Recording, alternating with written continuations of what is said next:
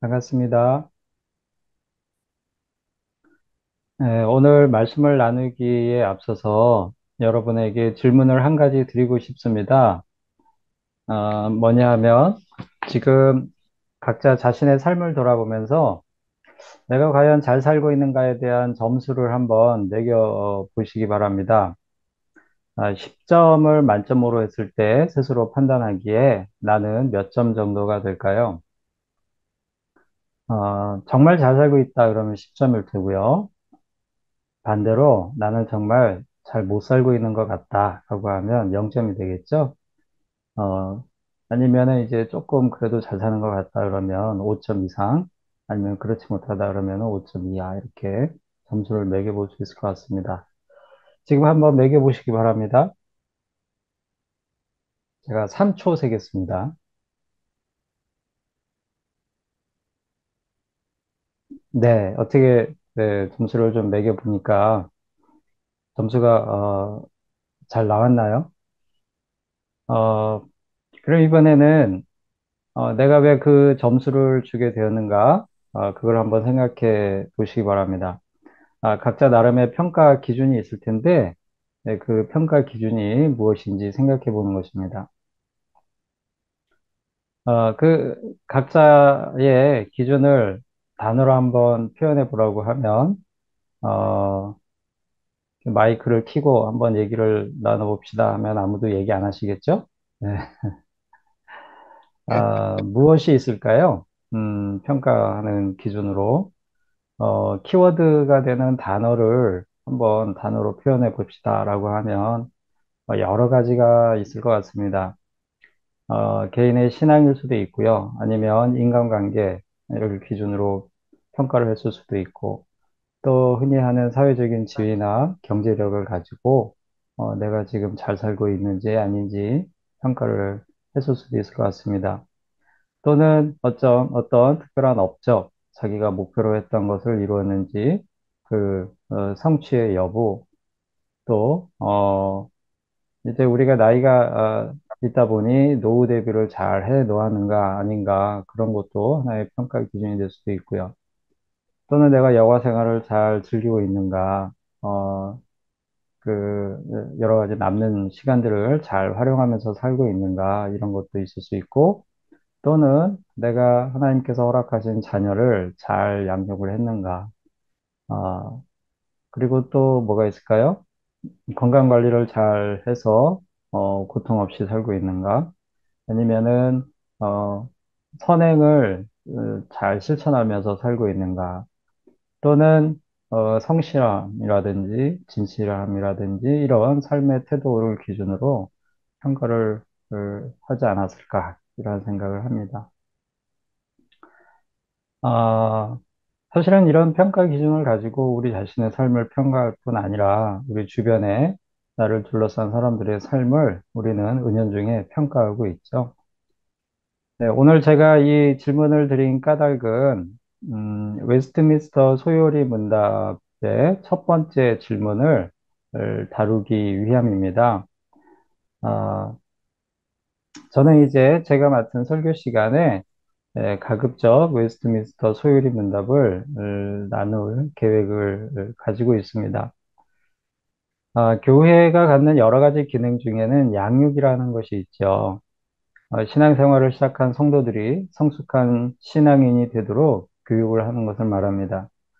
그래서 대부분의 교회는 수준별 교리교육이나 또 성경 공부반 또는 여러 가지 신앙 강좌나 세미나 등등의 그런 양육 프로그램을 운영하고 있죠. 우리 좋은 친구 교회도 그런 양육 프로그램이 있었으면 좋겠다라는 생각을 해보았습니다. 비록 온라인으로 예배를 드리기도 하고 그런 점도 있고요. 또 미국과 한국의 시차도 있기 때문에 함께 모여서 성경 공부를 하기에는 여러 가지 제한이 있어서 그렇게 하는 것은 쉽지 않지요. 그래서 설교 시간을 통해서라도 체계적인 신앙 원리를 다루는 것도 양육 프로그램으로 좋은 방법이 되겠다라는 생각을 했습니다. 그런 취지로 제가 담당한 설교 시간에는 웨스트민스터 소요리 문답을 다뤄보면 어떨까 이런 생각을 하게 됐습니다. 우리가 매주 이렇게 줌으로 예배를 마친 후에는 몇몇 이제 원하는 분들이 남아서 친교 시간을 갖고 여러 가지 자신의 생각과 또 삶에 대해서 나누고 있는데요. 우리 좋은 친구 교회 성도님들의 말씀을 들어보면 우리 성도님들은 이미 상당한 신앙 수준에 이르렀음을 알 수 있습니다. 그런데 우리는 이 땅의 삶을 사는 동안에 세상적인 가치관에 둘러싸여 살 수밖에 없는 그런 환경에 있죠. 그리고 나가서 언제든지 여러 가지 이단 사설과 만나게 될 수도 있고요. 그리고 또 개인적으로 해결되지 않은 그런 신앙 고민이 있어서 점점 그 고민이 깊어지다 보면 믿음이 약해지고 또 신앙의 위기에 직면할 수도 있습니다. 제가 하고 있는 이야기를 들어주는 국수집에 오시는 분들도 더러 그런 고민을 나누시는 분들이 있었습니다.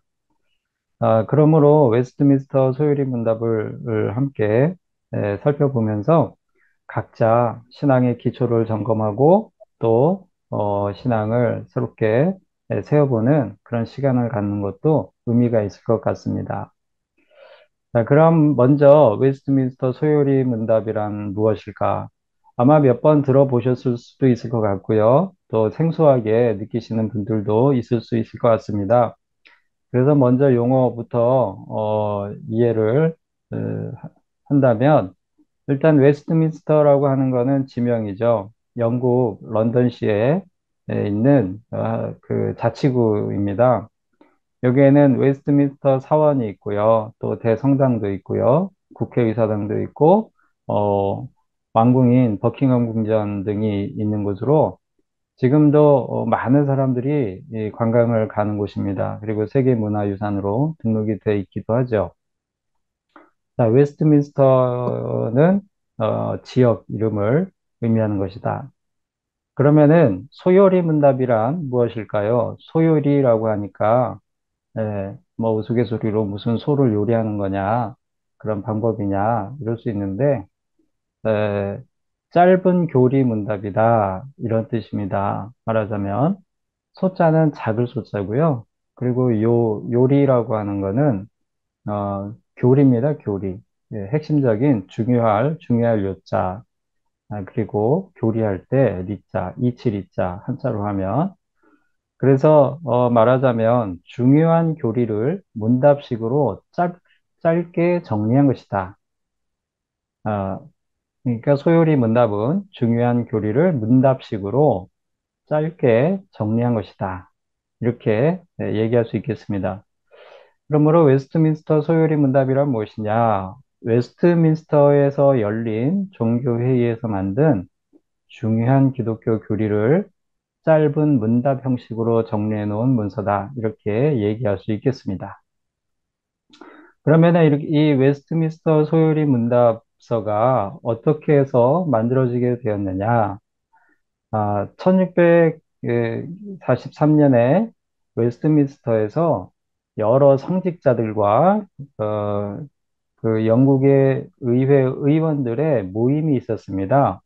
그 모임을 갖게 된 배경에는 당시에 왕과 의회에 다툼이 있었는데, 이제 내전이 일어난 거죠.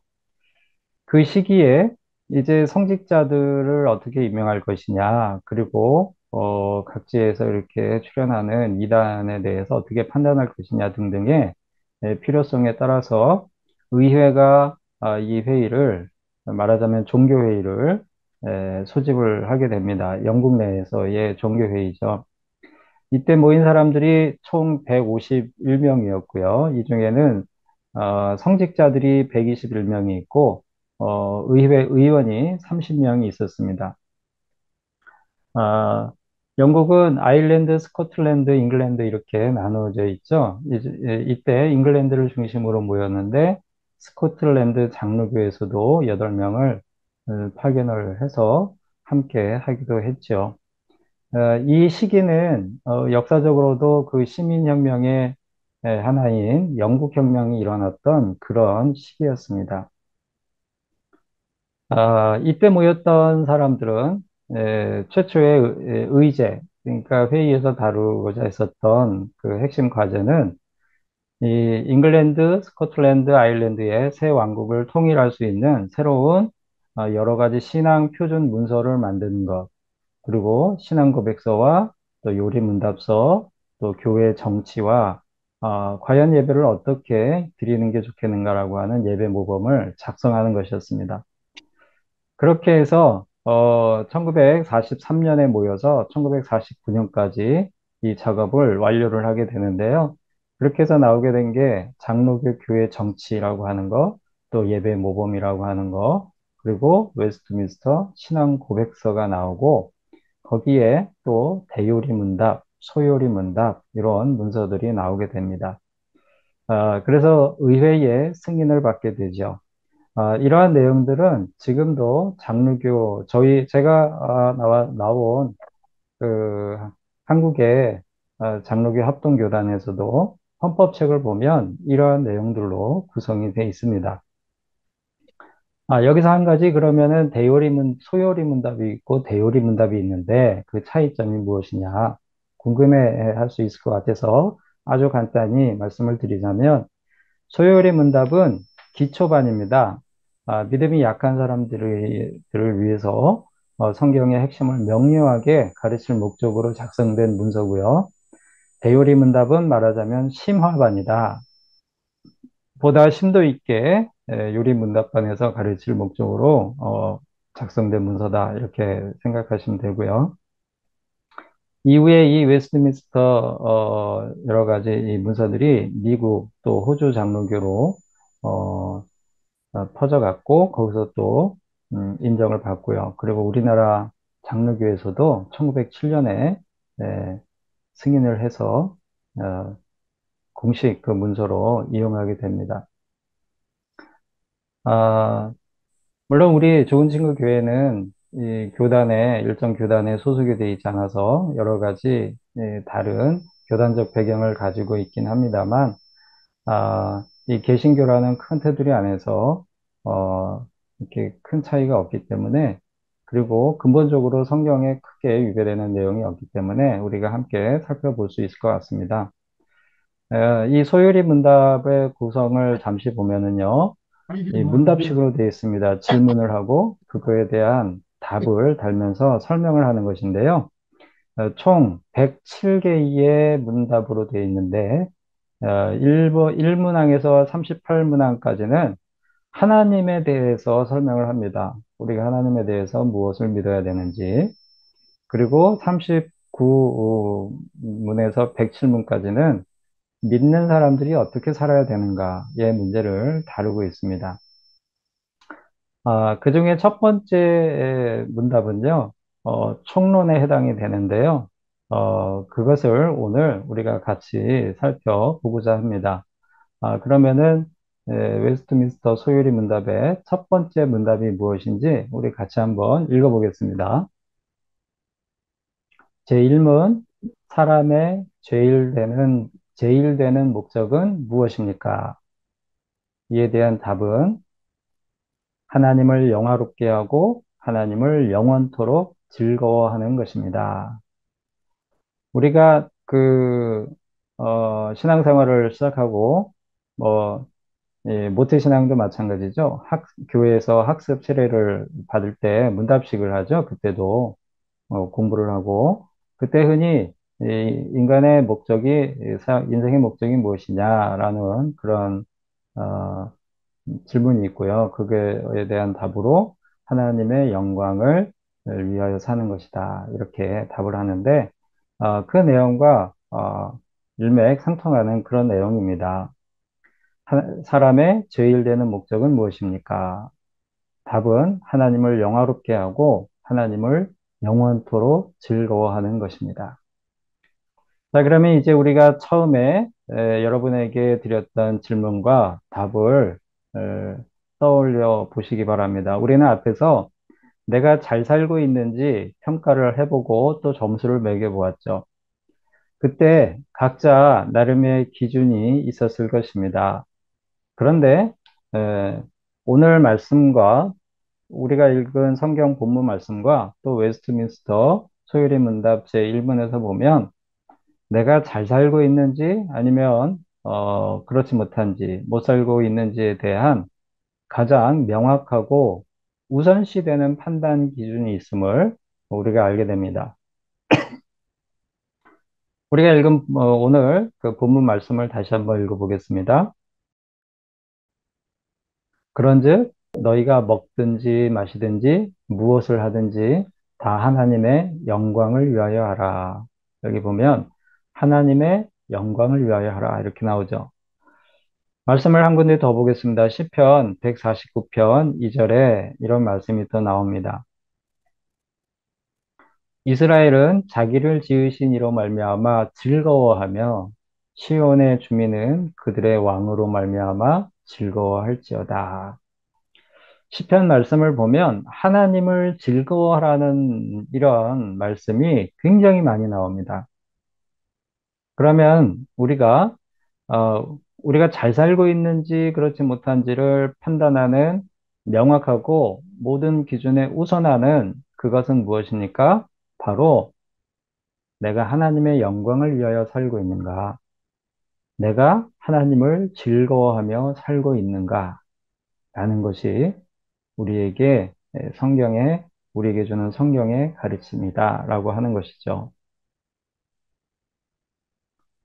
이 기준으로 우리 삶을 다시 평가한다면 꼭 점수가 달라질 수 있지 않을까라는 생각을 해봅니다. 어떤가요?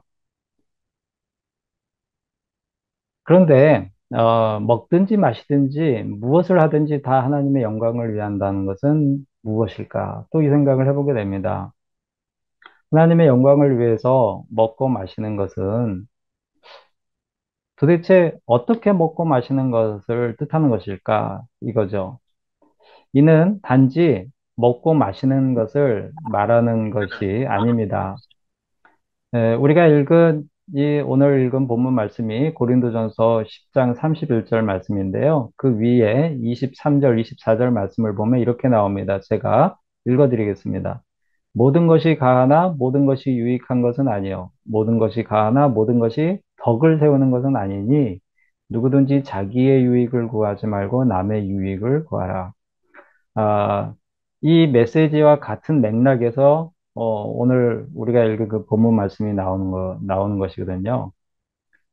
그러니까 본문 말씀은 모든 일에 있어서 공동체를 위한 덕을 세우고 타인의 유익을 위하여 하는 것인지 그 점을 생각해 보라는 것입니다.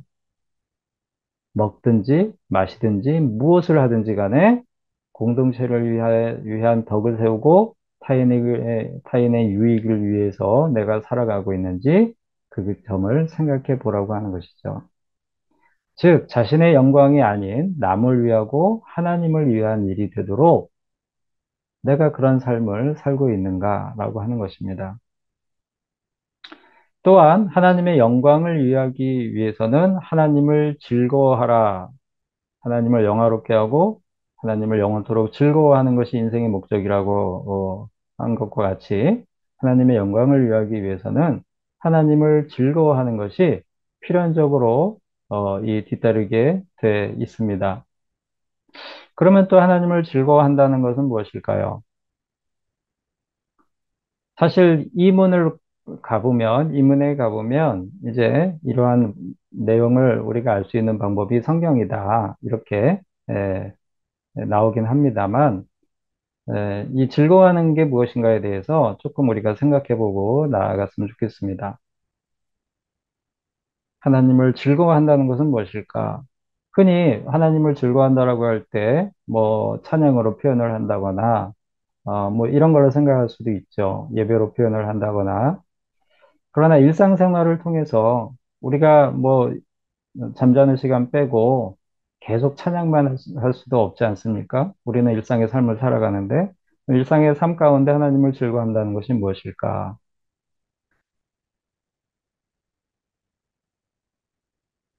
혹시 누군가를 사모하거나 어떤 물건이 간절하게 갖고 싶었던 그런 경험이 있는가 생각해 보면 어떨까 합니다. 그럴 때는 그 대상이나 물건이 머릿속을 떠나지 않지요. 그래서 이런 경우 우리말로 누군가가 또는 무엇이 눈에 밟힌다 이렇게 얘기를 합니다. 우리의 시선이 머무는 곳곳에 우리가 생각하는 그 대상이나 물건이 있다는 거죠. 있는 것처럼 느껴진다는 거죠. 혹시 그런 경험이 있지는 않으신가요? 저는 그런 경험이 한 번 있습니다. 어떤 경우냐면요. 제가 고등학교 때 어떤 여학생을 짝사랑했던 경험이 있습니다.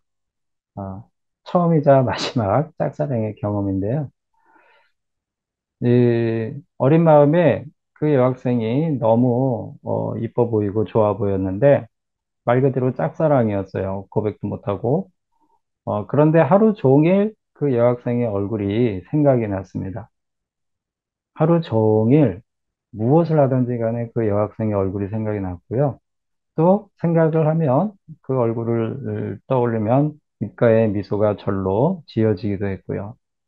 그리고 마치 그 학생이 내 눈앞에 있는 것처럼 제가 행동하기도 했습니다.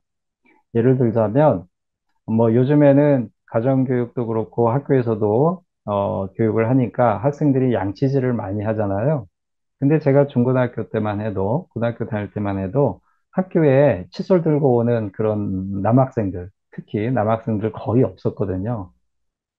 근데 저는 그때 칫솔을 들고 학교에 갔어요. 왜냐하면 비록 그 학생이 제 앞에 없지만 그 학생한테 잘 보이고 싶은 마음이 24시간 잘 보이고 싶어서 칫솔을 들고 가서 밥을 먹고 나면, 점심을 먹고 나면 바로 수도가로 가서 양치질을 했습니다. 근데 그때 제 친구들이 너 뭐 하냐고 그러면서 왜 그러냐, 어, 무슨 짓이냐, 이렇게 농담처럼 그런 얘기를 하기도 했습니다. 그렇게 한 달 정도 가슴앓이를 했어요. 하나님을 즐거워한다는 것도 그런 게 아닐까. 늘 떠올리고 싶은 마음이고, 그리고 늘 떠올리고, 그리고 마치 하나님께서 내 눈앞에 있는 것처럼 매 순간에 우리가 그런 생각으로, 어, 그런 행동을 또 행동에 에, 조심하게 되고 그런 게 아닐까. 사랑하는 성도 여러분, 우리가 잘 살고 못 살고의 판단 기준은 하나님께서 우리에게 주신 인생의 목적이 그 기준이 되어야 할 것입니다. 흔히 우리는 어떤 사회적인 지위나 힘이나 물질이 있으면 잘 살고 있는 것으로 생각할 때가 있죠. 하지만 그런 것이 있다고 해서 그것으로 자신만 즐기고 누리고 있다면 결코 그 인생은 잘 사는 인생이 아니라는 것입니다. 반면에 그러한 것이 없을 때 의기소침해하고 내가 잘 살아왔는가? 내가 과연 잘 가고 있는가? 이런 고민이 들 수도 있죠. 사실, 어, 그런 때가 더 많은 것 같습니다. 주위에서 그런 메시지를 계속 보내고 받고 하다 보면 우리가 나름 세웠던 가치관들이 흔들리고 무너질 때가 많이 있죠. 하지만 그런 것들이 없다고 해서 우리가 반드시 잘못 살고 있는 것이 아니라는 것을 또 마음에 새길 수 있어야 되겠습니다. 아무리 처지가 어렵고 가진 것이 없고 몸 상태가 연약하고 아프고 힘든 가운데 있다 하더라도 우리가 마음으로 또 할 수 있는 한 하나님의 영광을 위하고 하나님을 생각하며 하나님을 즐거워하는 마음이 있다면 잘 살고 있다. 이렇게 평가할 수 있다는 것이죠. 제가 지금 울산에서 국수집 이야기를 들어주는 국수집을 하고 있는데 제가 예전에 사역했던 교회의 식당을 빌려 하고 있습니다. 그래서 그 교회 성도들이 더러 국수를 드시러 옵니다. 그런데 제가 사역할 때는 계시지 않았던 그 이후에 이 교회에 등록하게 된 어떤 성도님이 와서 국수를 드시고 또 자기 얘기를 나누시는데요. 그분이 하시는 일은 청소하는 일입니다. 연세가 60대 중반 정도 되셨는데, 뭐, 이사 가면 입주 청소라든지 사무실 청소라든지 이런 걸 하시는 분이에요. 그런데 이분이 교회 다니기 시작하고 나서 자기가 교회를 깨끗하게 하고 싶다는 그 마음이 생겼다고 합니다. 그래서 교회에 와서 청소를 해요. 그런데 전문가이기 때문에, 어, 교회의 이한 층을 혼자 다 합니다. 굉장히 전문적으로. 자기는 이게 본업이기 때문에 그렇게 힘들지 않다. 그런 얘기를 하면서요, 하시는데, 그냥 정말 그 마음에 하고 싶어서 한다라고 하는 게 느껴지는 그런 분이었어요. 그리고, 신앙생활을 하면서 한 가지 취미가 생겼는데 그게 뭐냐면 성경을 베끼는 노트를 사서 성경을 베끼는 필사하는 그거를 하는데 그게 너무 재밌다 이런 말씀을 하시더라고요. 남들이 가지지 못한 것을 그분이 가졌구나 이런 생각을 그분의 이야기를 들으면서 한 적이 있습니다. 사랑하는 성도 여러분, 우리는 우리가 가진 것과 형편으로도 마음만 먹으면 얼마든지 하나님의 영광을 위하여 이웃을 위해 덕을 세우고 또 이웃을 위한 것들을 할 수 있습니다. 그리고 작은 행동 하나라도 하나님을 생각하며 하나님이 눈앞에 있는 것처럼 행하며 살아갈 수가 있습니다. 그렇다면 하나님을 영화롭게 하며 하나님을 즐거워하는 삶을 살 수 있는 것입니다. 그것이 곧 잘 사는 것입니다. 성경에서 말하는 인생의 목적을 이루며 잘 살고 있다라고 자신 있게 말할 수 있는 우리 모두가 될 수 있기를 바랍니다. 네, 다 같이 기도하시겠습니다. 하나님 아버지, 잠시 저희들의 삶을 돌아보았습니다. 세상의 가치관은 하나님의 말씀대로 살려는 저희들의 마음을 때때로 의기소침하게 만들고 또 때때로 우울하게 만들기도 합니다.